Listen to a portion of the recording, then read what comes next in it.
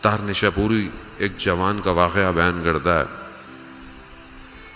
عشق ہوا ہوا ہے، جوانی میں عشق ہوتا ہے، آدمی کو عشق ہوا ہوا ہے، شدید سردی، برف باری، صرف اتنا پتا ہے کہ معشوق کھڑکی میں آئے گا بس.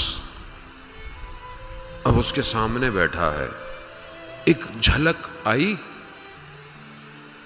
اور غائب ہو گئی. اب اس انتظار میں ہے کہ دوبارہ آئے گی.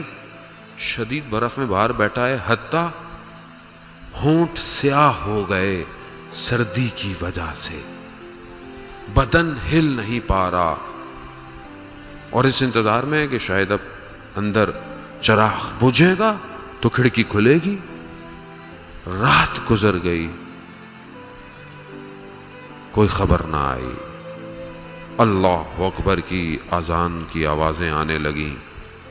اتنا مدہوش کہنے لگا کہ شاید یہ بانگ خواب ہے، یعنی شاید یہ رات کا اعلان ہو رہا ہے.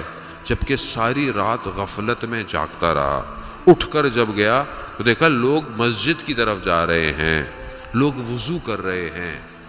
شرمندہ ہوا کہ پوری رات کو کس خواہش میں ضائع کر دیا.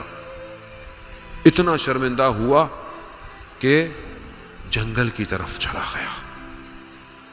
سر جھکا کر خدا کی بارگاہ میں توبہ کرتا رہا. کیوں؟ ایک رات دنیا کے عشق میں ضائع کر دی، اور وہ ہر وقت بلا رہا ہے، ہر وقت. ماں اس کی بوڑھی تھی، گئی، کیا دیکھی ہے کہ بیٹا بیٹھا ہوا ہے، سو رہا ہے، اور اس کے قریب ایک سانپ ہے. تو گئی کہ وہ سانپ کو مارے، مگر کیا دیکھا؟